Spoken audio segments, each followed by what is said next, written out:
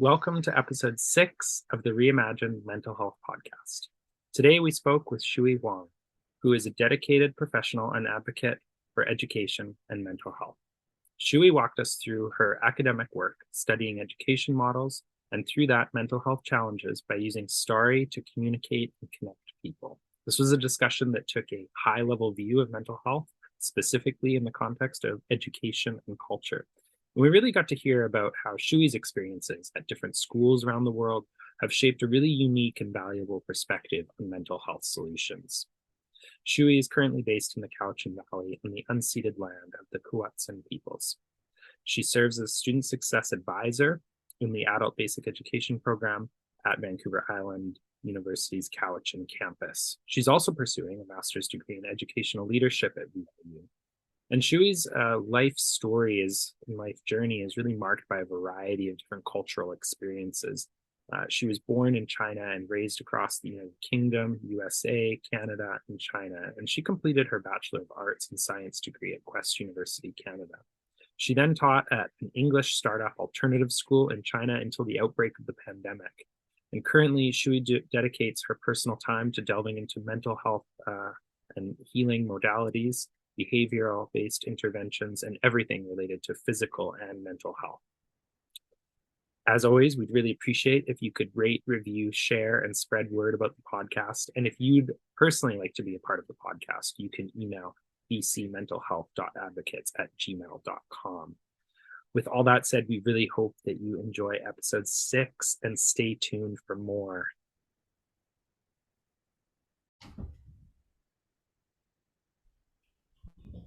Well, Shiyu, thank you so much for joining us on the Reimagine Mental Health podcast. It's a pleasure to have you here speaking with us today.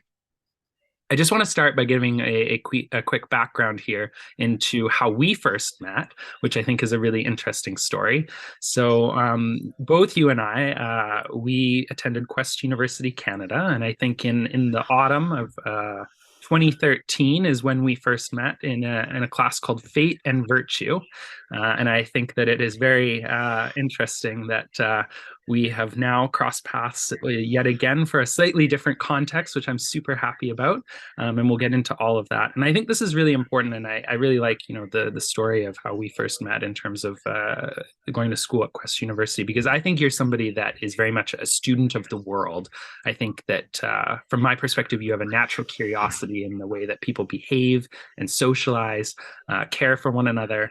And for those that might not know, you're a coach, tutor, and someone who has really devoted their life, I would say, to improving educational experiences for others, which I think is extremely admirable.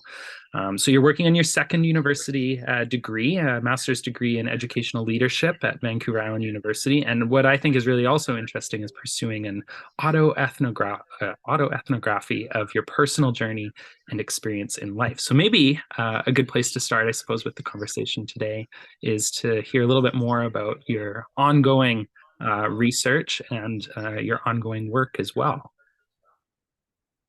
Absolutely. Thank you so much, Kyle, for a lovely introduction. And it's so wonderful to have this conversation, with the shared experience of being classmates and having gone through a very unique educational experience at Quest. And I'm sure we'll revisit that and bring that piece in. So, in terms of, my research for my Master's of Education in Educational Leadership, I am very interested in transformative learning, which is a theory, an educational theory widely used in adult education. And the idea behind transformative learning is that there are certain kinds of learning experiences that fundamentally change people's perspectives on the world and themselves. And by the end of that, they are transformed and they are a bit of a different person.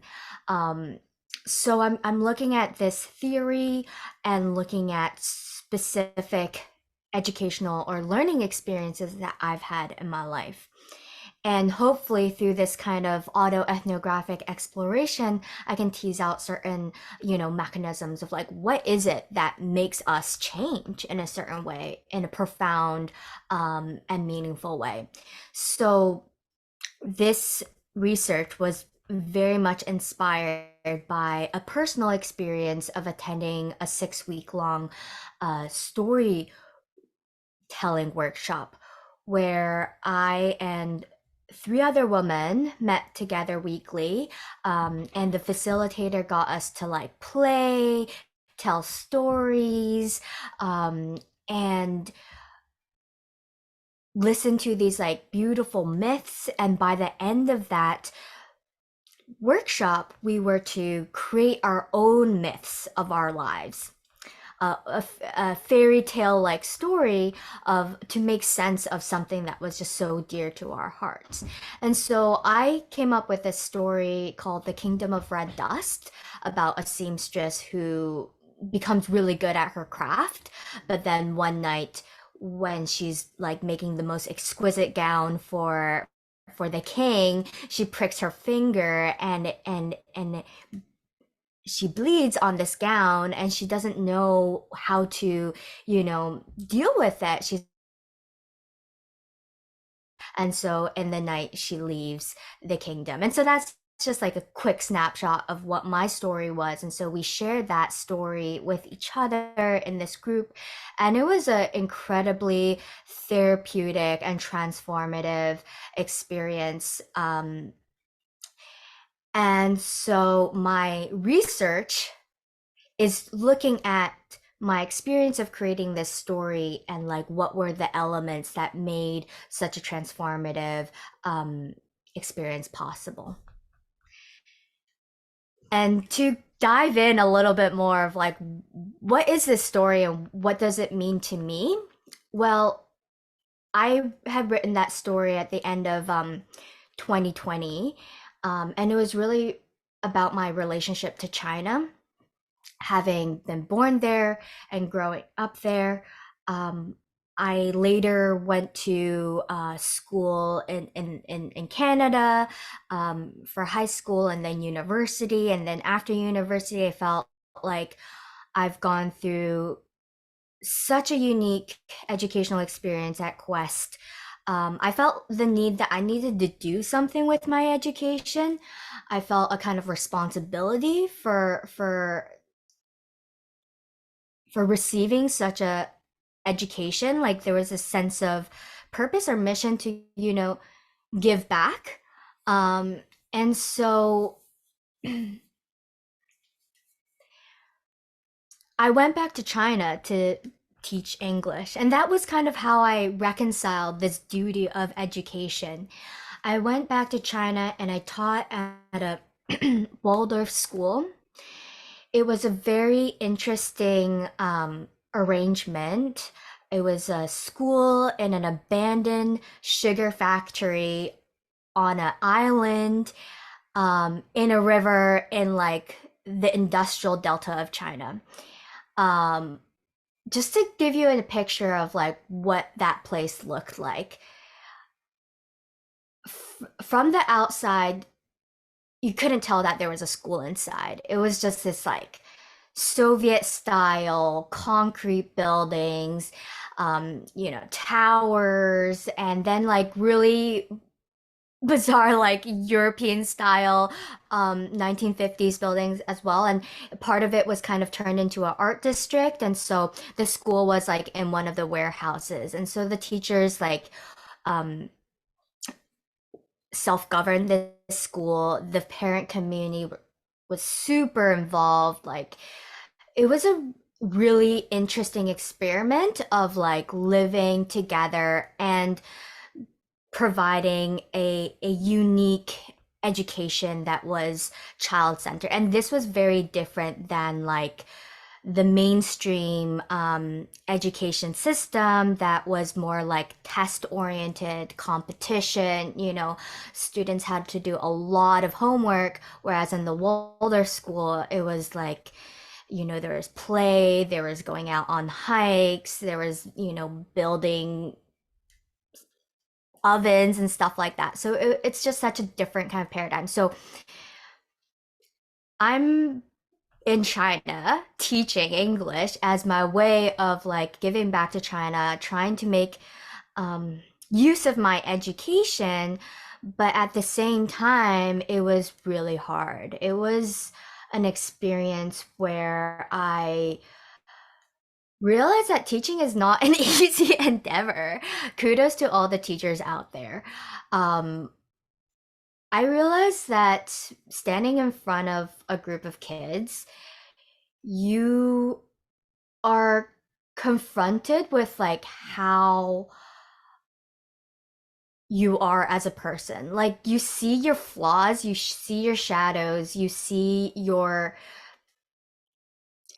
flaws like too clearly, and the kids are not afraid to like make it known to you in whatever shape or form. We have a saying in Waldorf teaching that the children are just a mirror for who you are. If you want like a very quick path to personal transformation, Waldorf teaching is definitely one of them. So, um, this is a really like long story, but what I'm trying to say is that it was a hard experience, and it was also hard to live in China because what I was sensing was that in China, where there's very little security, um, the water's not safe, the food's not safe, people kind of do everything they can to provide their children the best lives. That's why Waldorf education is so popular and there's such a demand for it, because families feel like they just want their kid to be happy and healthy. It's not a huge ask, but it is the hugest ask. And so in that kind of bigger social economic environment, there's a lot of like anxiety in that society. It's really hard to just be at ease. And I think in my short experience of being there, I was feeling that kind of pressure of like, whoa, this whole system is like pushing people. People are hustling, so hard. And there's this kind of like never ending um desire for a good life, but it comes with like this intense like craving for more and more and more. And so in my myth, or this story that I came up with, I tried to kind of encapsulate this kind of drive, a drive for a better life, but also a drive out of such fear and anxiety. And that's just a direct result from the kind of political environment it is. Like you could be running a business and then all of a sudden the government's like, hey, you can't do this anymore. Or like your life could be upended so quickly without you even realizing it. So I think that makes sense for why people feel that kind of anxiety and crave for um, just like a happy and a good life. So anyhow, it was really hard for me to kind of make sense of what was going on. And so I used this story workshop to encapsulate this kind of difficult dynamic that was both like personal but cultural as well. And to tell this story in like a very beautiful setting was so therapeutic and was just like such a release. I mean, I'm still working through a lot of like these dynamics, but that story telling workshop and being able to represent my experience in a symbolic form was just so magical. And that's why I want to do this research. Wow, this is fascinating stuff, Shui. There's a number of things that I think are so interesting there, and just to highlight, I think another part of your background that I think really speaks volumes to the experience that you have is just the cultural breadth and exposure that you've had all across the world, I think, and it shows, I think, through your own research, And I want to pick up on that a little bit later, but I can already sense that we're starting to scratch the surface of the main topic of the podcast, which is really mental health. And one thing that I really Mm. like about your work is that it doesn't necessarily sort of hit the hammer doesn't necessarily hit the nail right on the head, but we're kind of coming at mental health from a slightly different direction, and in a way that's no less impactful than the mental health professionals that are out there doing work. But I think talking about education and the education system and thinking about how people learn is so impactful and so important, as you're saying, for mental health, I think. So I'm wondering, thinking about all of that, the cultural experience, I think that the different experiences you've had that have fed into your current master's research. I'm just Mhm. wondering if you can provide us a little bit more detail on how you kind of see your own research in your master's here that you're telling us about fitting into sort of understanding mental health and mental health treatment or maintenance or support. Mhm. Absolutely. Thank you for helping me bring back this. I was just realizing like the way I'm sharing these things, I forget that like this might be the first time somebody is like listening to me explain this, and so I'm constantly like, yeah, going back and forth with that. But yes, um, mental health and well-being. I feel like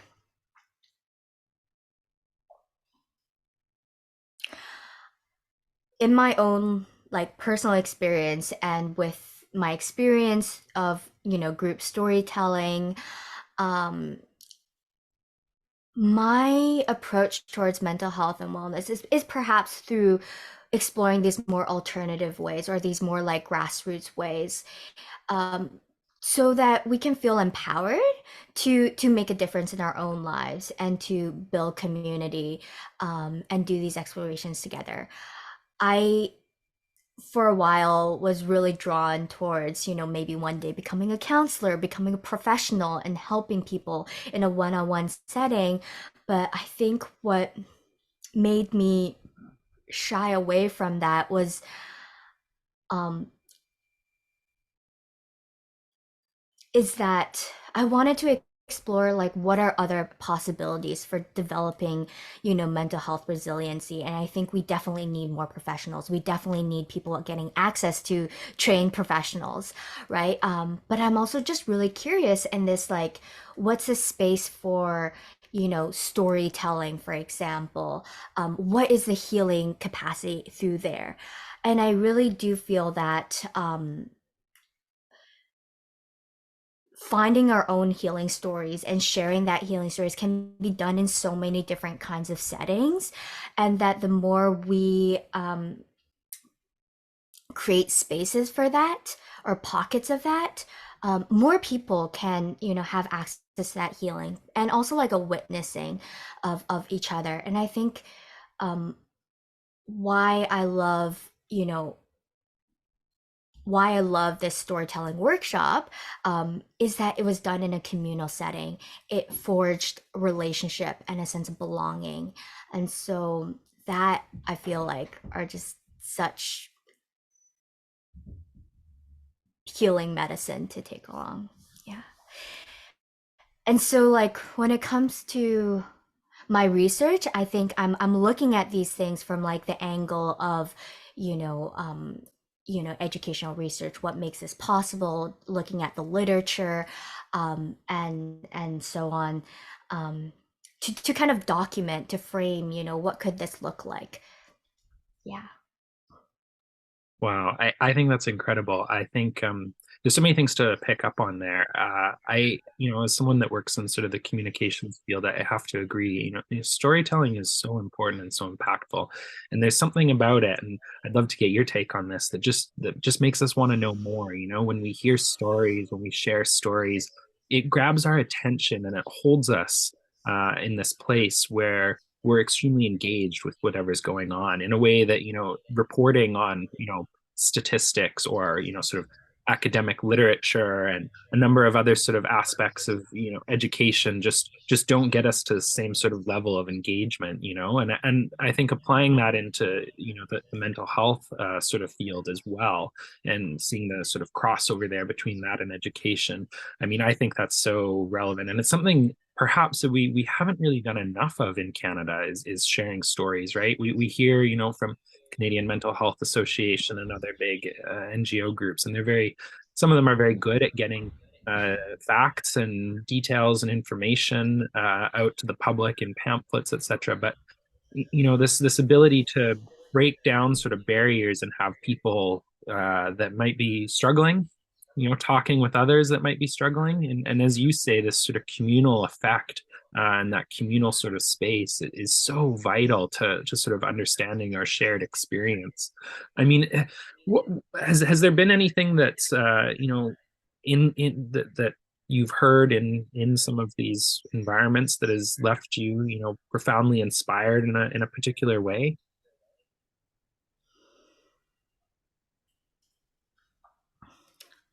All I can think of is a couple weeks ago, um, the place where I work, Vancouver Island University, Cowichan campus, we had like a witness ceremony for Truth and Reconciliation, and there were members from the community sharing their stories. Um, and the students were standing all around and holding space. And the biggest theme that stood out to me and what everyone was sharing was it was so valuable to speak, to share their stories, and that was the medicine that was needed to heal themselves, heal the people around them, in reckoning with the truth and reconciliation. And so that to me would be been like an example of what storytelling in that space, intersecting mental health and also colonization, and just like the ongoing um hardship that's like faced by many of our indigenous folks, and also that we as settlers are also reckoning with just in our everyday existence of being here on stolen lands. So yeah. Wow, wow, moving stuff, I imagine. I know in house events that I've taken part of, uh, starting with something that is that sort of emotive is a really good way to, I think, really feel, Mm-hmm. the the challenges, I suppose, that Mm-hmm. people are facing in the room. But um, the other thing that I think is really impactful from those types of exercises is the ability to build trust. Mm-hmm.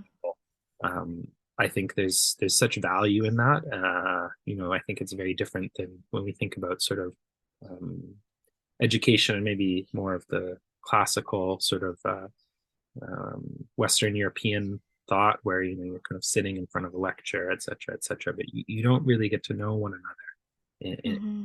in a profound way like that, where you can have a space to sort of build trust. And I guess you kind of touched on this earlier in sort of the opening, but I'm wondering if you have a strong resolute answer, and maybe not, maybe this is something that's a bit broader idea, but how do you see education playing a role in mental health support? Mm. Yeah.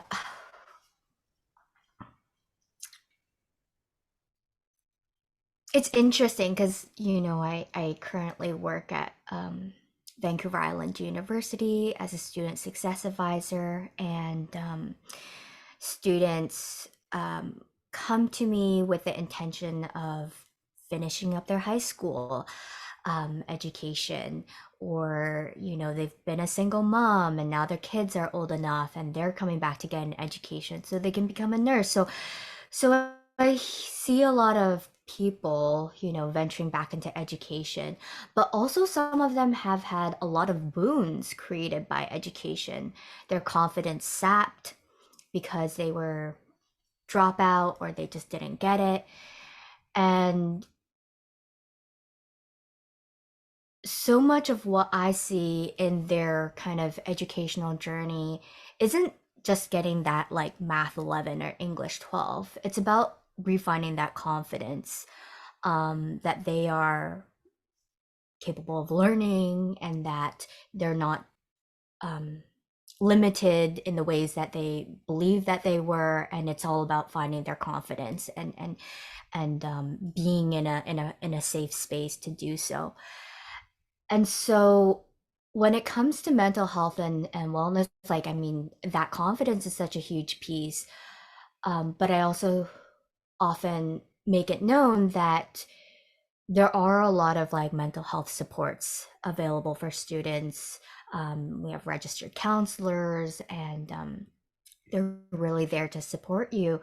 And a lot of the students like have to juggle a lot of difficulties, with like there's like a housing crisis right now, and it's really hard for people to juggle between, paying the bills and taking time off to go to school for their long-term, career, um, or educational investment.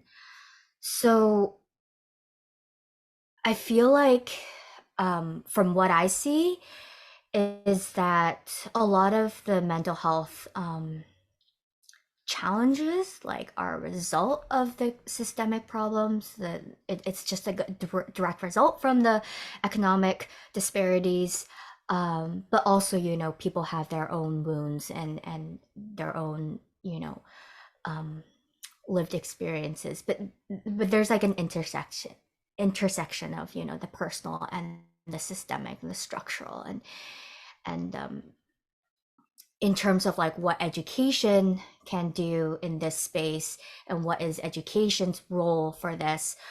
um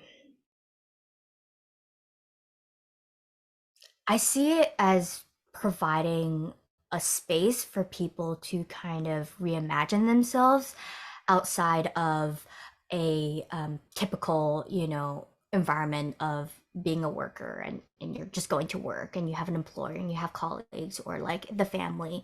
I feel like I see education as a public space where, you have community, you have these um, relatively safe or neutral relationships to your classmates and to your teachers, and you can um, explore ideas freely. And so, especially within adult basic education, it's a little different because it's not, you're not paying thousands of dollars for an undergraduate degree. It's tuition free, and most people get government grants to cover the associated course fees, and it's people's second chance at learning. And my mom is actually doing doing a English upgrading course at this moment. And what's really beautiful is that in an educational space like that, you have people of all walks of life, different cultural backgrounds, different generations, and they're all together and learning from each other, getting to know each other. And so it's like a really interesting, like democratic space. And I just can't really imagine where else this would be possible. I mean, the other place that I can think of is the public steam room at the community center. But I think what's beautiful about this particular educational program is the kind of diversity that's possible, and the possibility of reinventing yourself and learning, and being exposed to different ways of life. Wow, I think that's very profound what you're talking about, and especially discussing earlier about how education in some ways can be a negative experience for some people. I Hmm. definitely have family members and friends that had that exact outcome with school, and it was Hmm. actually negative. But I think hopefully with people like you and others that are really hoping to sort of transform that interface and that landscape, I have a lot of hope in the future that it will become better and better and better. And I just wanted to pick up on what you were saying there at the end, because I think that's something that has certainly rung true to me. My own mother used to tell me, she used to say, education and in certain, schools that you're in, this will be one of the only times in your life that you're going to be with every sort of cross section of society. You're going to be there with, future doctors, lawyers, but people that are going to have hard times as well. You're going to Hmm. individuals that are put into prison, potential billionaires. It's the complete cross section of society, and so I think that's fascinating. And just linking that back into what you were speaking about at the beginning with the Waldorf school system in China, and thinking about this diversity of people that you're around, and could education in some way be this opportunity to sort of for self empowerment, to empower sort of oneself in a way that gives them confidence and hopefully propels them forward in a sort of new light that they just haven't had before. Yeah, absolutely. It definitely can. I do wrestle with this one thing about education, though. I myself have gone through Waldorf education, a kind of holistic approach to teaching and learning, had very passionate educators, a fantastic supportive environment. I then went to Quest University, and as you know, it was a very innovative educational model. It kind of sparked, our curiosity. We were able to engage deeply with the world, and that to me was like a wonderful educational experience. However, one of the things that I think about in terms of mental health and well being, I realized that the important things of you know, working with your own anxiety, um, you know, profound questions of life that sometimes you just don't really have an outlet to work with, that can kind of result in feeling like, what's the point, or like interpersonal relationships, or um uh realizing like how a lot of the challenges are kind of just you being triggered as a little child for the things that, like, your unmet needs and all these things, like the stuff, like this area of stuff, which I will put under the umbrella of mental health and wellness, is something that I realized isn't really explicitly talked about a lot in a formal education system. It's as if right now, like in me being an adult, realizing like, holy, this is the stuff that really, really is the hard stuff, and that I need to work on myself. Um, I feel like I'm in kindergarten with this. Like the most important stuff that I need to survive, and to like live a decent life, wasn't necessarily something that people could even talk about in an educational space. Or maybe like I was a happy child, and throughout the education system, I had all these positive experiences and relationships, and so on and so forth, and that could have been good for my mental health and well-being down the road. But I I don't know how to like really say this, or if this is really making sense, but it's like, you know, um how to like calm down your nervous system, like the real stuff that you need to kind of regulate yourself, understand yourself. Like I feel like I'm just having to like learn this now, or consciously at least. And that kind of stuff seemed to be missing from my educational experience, and I can imagine it's probably missing from a lot of people's formal educational system. And it's kind of like, what's the point? People have gone through 12 years of schooling plus another years at university, and like they're they're still struggling to cope. What the hell? What's wrong with this picture? I think that's spot on, Sherry. I think in the way we live our lives today in general has Mm-hmm. changed dramatically in really the last 20 years. I mean, we have phones and computers Mm-hmm. and tablets and TVs and Mm-hmm. cars that now have interior computers, and it's all so fast paced and life is moving so quickly. And if there was ever a time to have those coping strategies, it's really now, I think, because it just seems to be getting faster and faster, which is like anxiety inducing just talking about it. But it's Mm-hmm. something that isn't really touched on. And I mean, from your own background, you're somebody that has lived in let me think now, four different countries, is that right? Four or five, or maybe more. Four, I think, and Okay. then lots of visits here and there around the world. Lots Yeah. of visits. Yes. So you're well culturally acclimatized to a number of different areas. I'm just curious, is it different in other places? Do you see Canada as being particularly unique in this way and that we don't teach sort of mental health regulation, or is it something that is, common sort of across the board?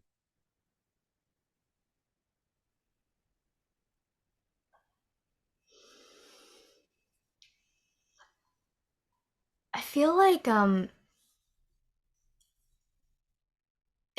the challenges are probably common across the board, but maybe the approaches in dealing with these challenges can be slightly different. So I can speak to like the Chinese cultural context more so than others. Where I think that has more of a distinction.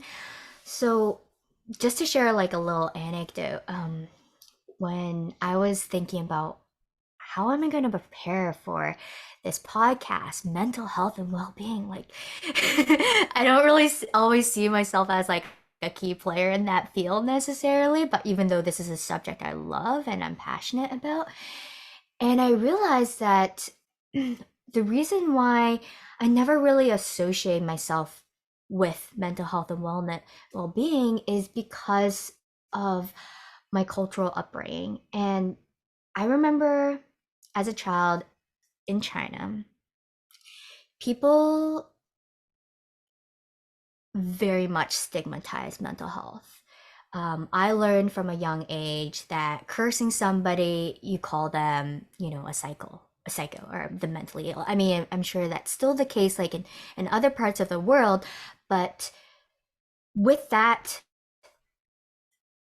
kind of childhood upbringing, when I came to Quest University and people were talking about like mental health wellness, a mental health day, like it just seems so foreign. It's like, what? That's not me. That can't be me. Like, is it okay? That's somebody else's thing. People have depression. Oh, that's somebody else's thing. Like it has nothing to do with me. Um, and so my kind of like aha moment was like, wow, that's because of the language and the culture that I grew up with. It's like I probably had a lot of symptoms of, depression, anxiety, so on and so forth in that period of my life, but I didn't associate it because of such a strong cultural influence that kind of shaped my initial worldview of my relationship to mental health and wellness.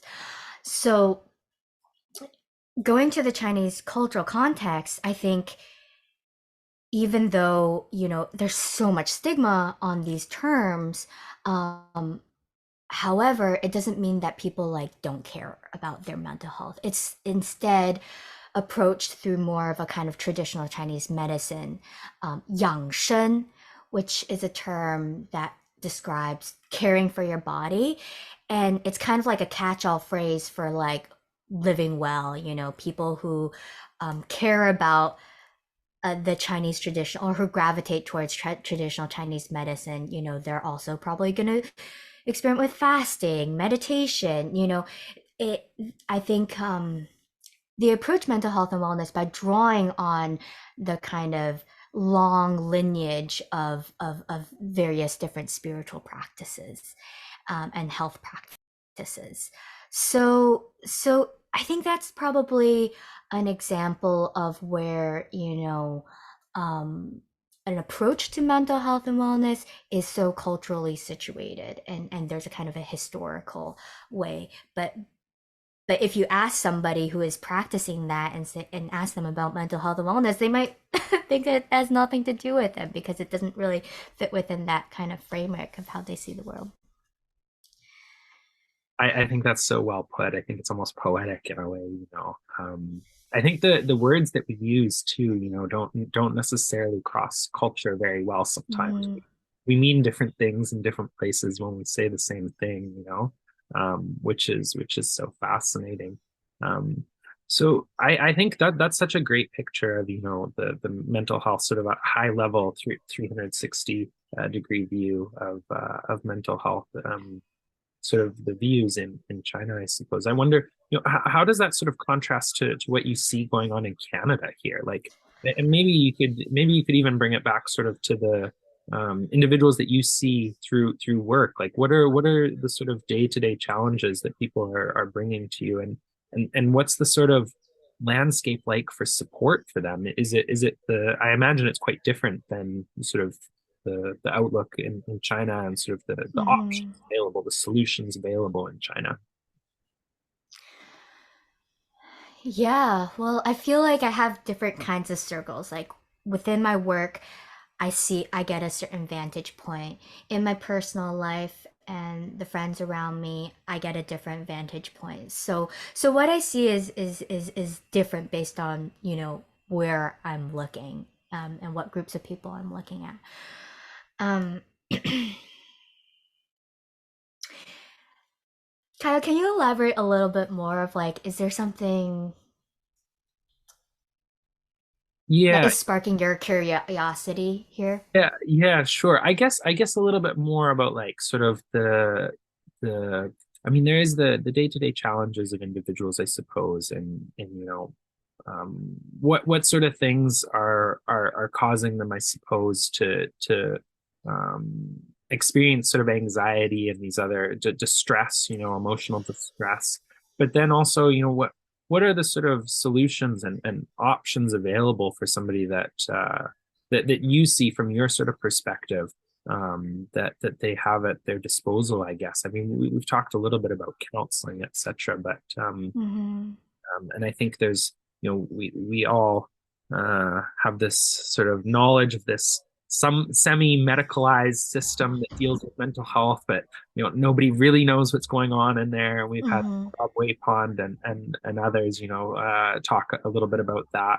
But I don't know. I think this is quite different and distinct from what you were describing in China, with sort of you were talking about, the tradition, the long tradition of having Chinese medical practices, but then not really categorizing that necessarily as under the auspices of mental health. I think that's such an interesting Mm-hmm. distinction. I just wonder if there's anything else that you sort of see as being really different in the Canadian system, or um, good, bad, kind of just out there. Mm-hmm. Yeah, I think this is a really great question. And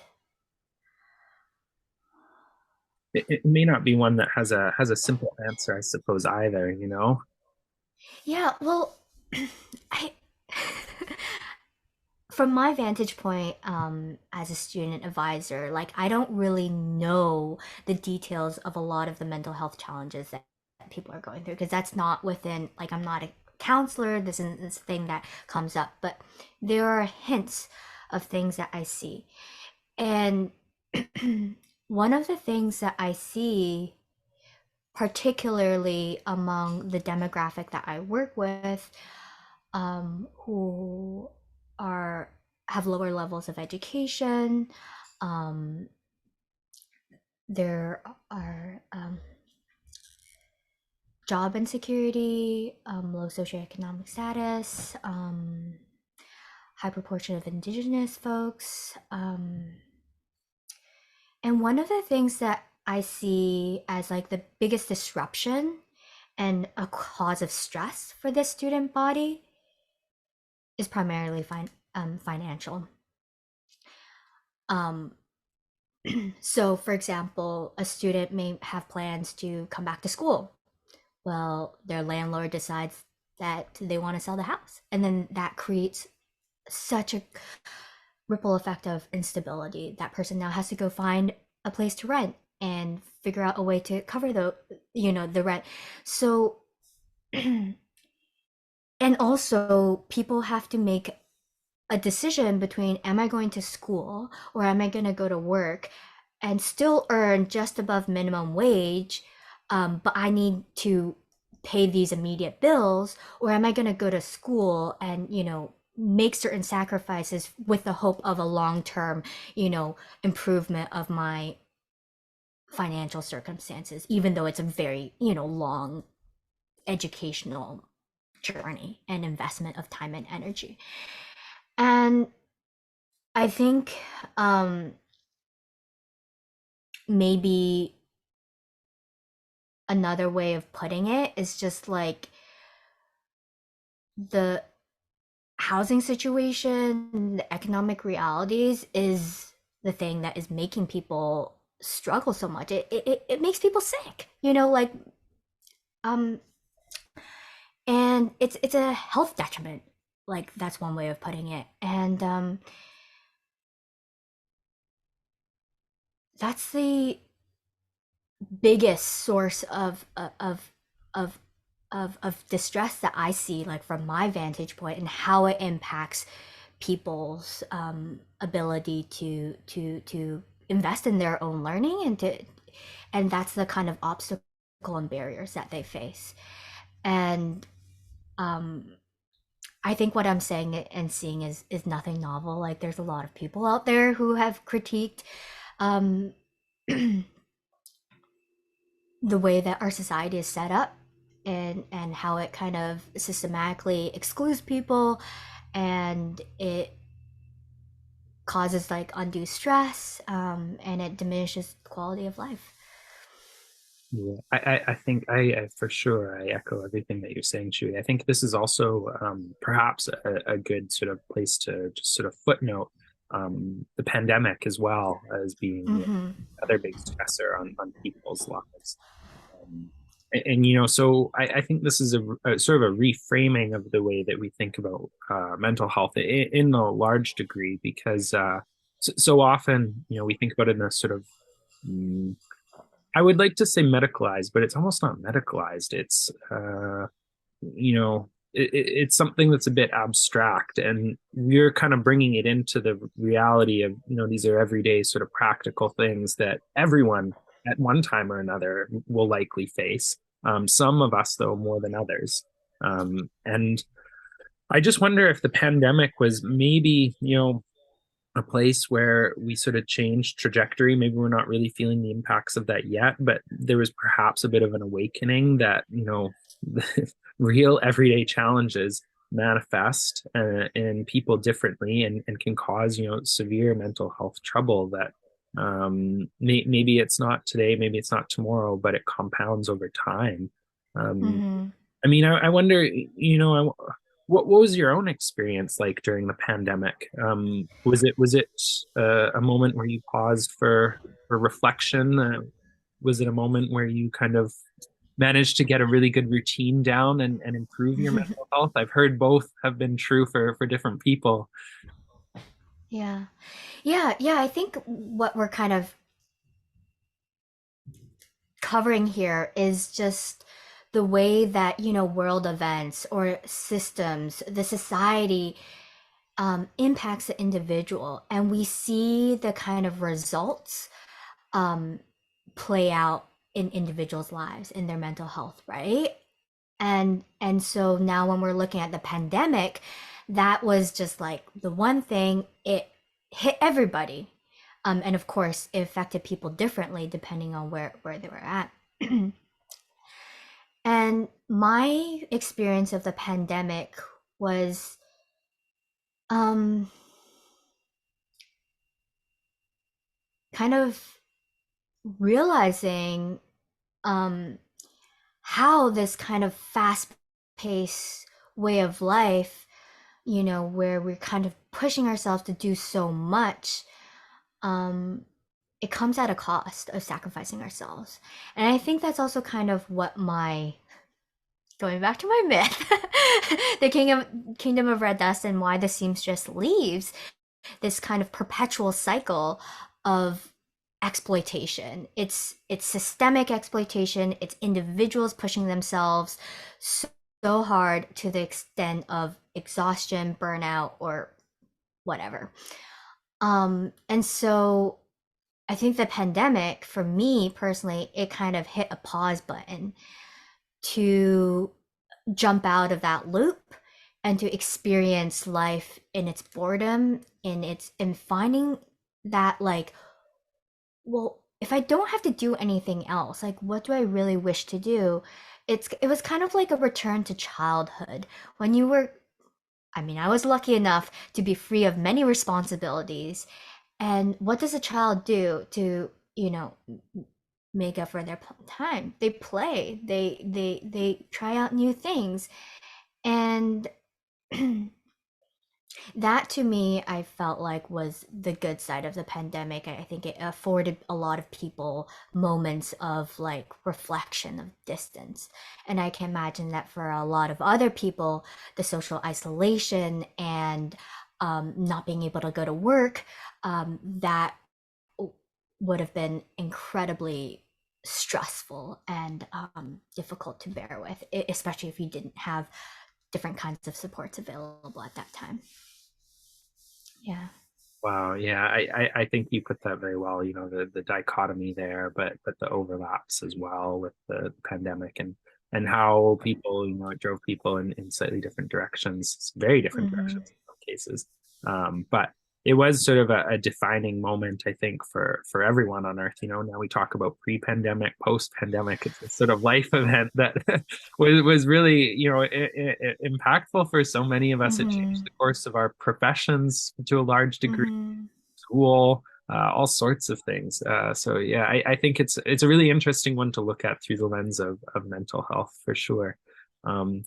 Thinking about that and your own work on Vancouver Island, what would you say if you could have a magic wand and help in some way shape or create the sort of future landscape of BC mental health? How would you do it? What Mm-hmm. maybe just thinking about a few different things that you might like to see in the future of BC mental health. Yeah. I think the one image that kind of came to mind is just community spaces where people could gather and offer, singing, drumming, movement, storytelling, um, and that these initiatives um, were like viably financially, but at the same time, it didn't feel transactional, like I'm paying for a service or I'm offering this to make money, but rather in a kind of a spirit of giving and community building. It's kind of like hosting, dinner parties, one time this family will do it and then the other family, like in the spirit of giving. I feel like that's the possibility of people coming together without like too much of that layered, you know, agendas or financial incentives. I mean, of course, we all have to live in some shape or form, but I think that can be done creatively, um, while also like fostering these spaces. I just feel like Vancouver Island, specifically Cowichan Valley, like there's so many people who have like so much to offer, and I can definitely see, different ways of people finding community, playing together. I think that's what we need is just getting out of our silos and being able to honor and build trust. And I think that's hard when um, it's hard to kind of step out of your shell, right? When there's just like so much going on.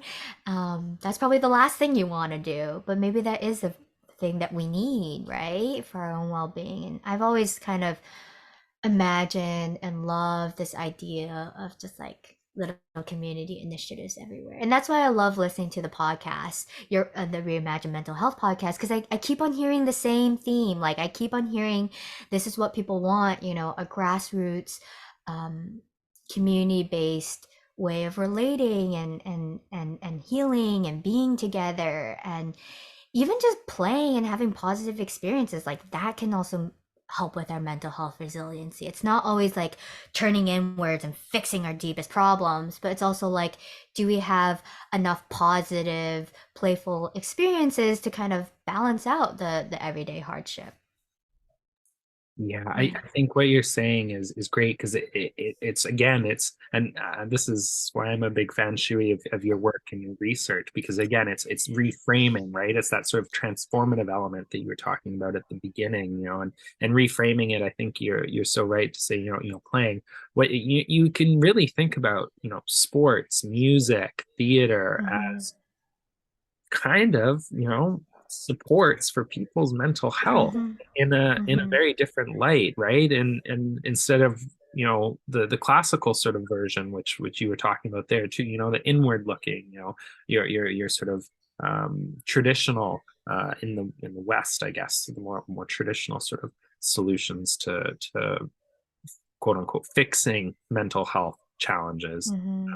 So Mm-hmm. counseling and therapy and all the others, the medical sort of system as well, which have an important place, I'm sure. But getting this sort of framing of the upstream maybe examples of support is really critical. Um, so before we conclude, I just want to get a sense from you, at the end of the day, what gives you inspiration in your field and in order to, influence people's mental health for the better, as well as your own? What gives you that spark of inspiration?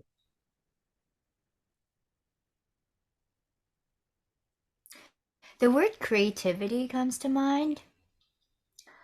Um, I feel like in doing my own kind of healing journey, what gives me meaning and purpose in this is being able to distill a kind of story. It's like transforming that pain into um, a story image that is uplifting and that's meaningful. And that creativity in transforming or composting shit and nourishing and giving birth to like something new like that to me is what lights me up. And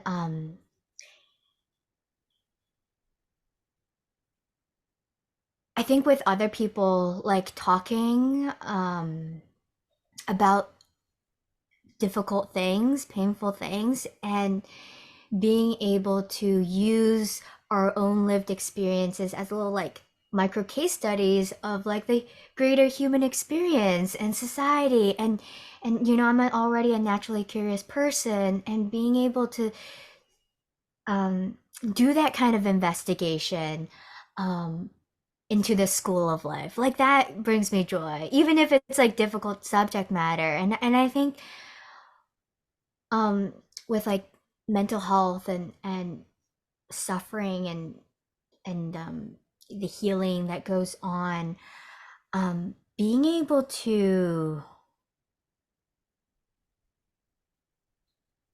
extrapolate like insights.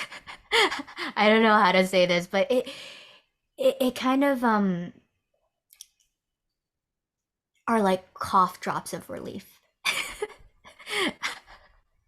That's I'm just resorting to metaphor and analogy now because that's kind of the only way I can kind of capture this. But I hope that paints a bit of a picture. I think that brought it all home, talking about the through line of creativity. I can see it right from the very beginning, talking about the sort of Waldorf school uh, uh, vision, I suppose, all the way through, Quest University, your own work, and then thinking about community and how we can, best forge a path through community and human connection. And I think that through line of creativity, letting that drive, our sort of day to day and the way we think about the world is so important. And I have no doubt will contribute to creating more spaces for community and more diverse ways of thinking about education and mental health in general.